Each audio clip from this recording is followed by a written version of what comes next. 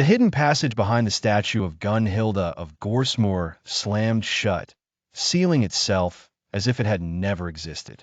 Harry stood motionless, heart pounding. That boy had spoken parcel tongue, something only a parcel mouth could do.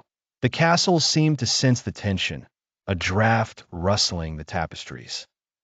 Harry raised his wand and whispered, "Lumos." The corridor glowed, but the passage was gone. He placed a hand against the cold stone. Solid. Of course he'd vanished the way Tom Riddle used to, Harry muttered. Bloody perfect. The next morning, the air in the great hall was lighter. Students chattered over breakfast, chortling over the sorting ceremony and the new transfer student who had appeared like a ghost. Elias Gaunt sat quietly among the Slytherins, reading a book. Harry took his seat beside Neville.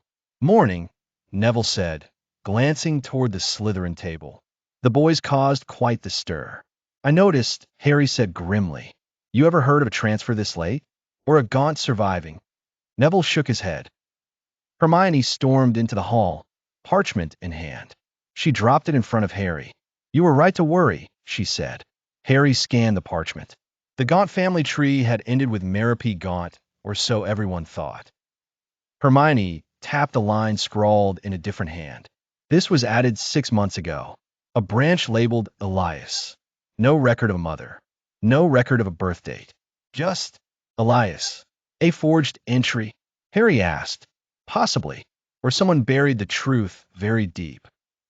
In class, Elias was an enigma. He never raised his hand, but his written work was brilliant. When Harry taught his first offense against the dark arts lesson, he tested every student with a practical spell duel.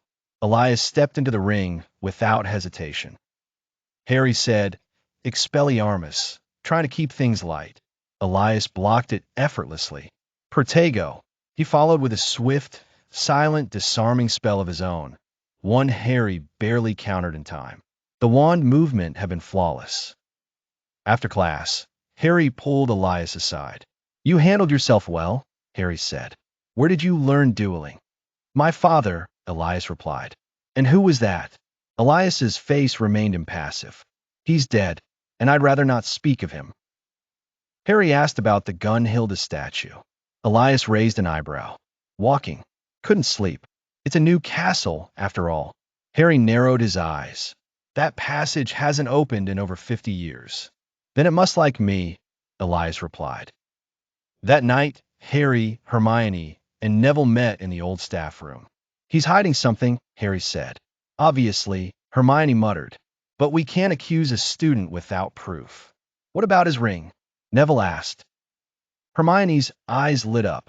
"A magical artifact? Possibly cursed," Harry added. "Or a focus. We need to get a closer look." "I'll handle that," Hermione said. "Subtle questions. Research. I still know my way around a restricted section." Neville said, "I'll talk to the portraits. See if any of them recognize the boy." Harry nodded. "And I'll watch him." They parted ways. The next few days passed with unease. Strange things began happening around Elias. A Gryffindor first year reported seeing Elias walk through a locked door. A portrait screamed when he passed, calling him Shadowborn.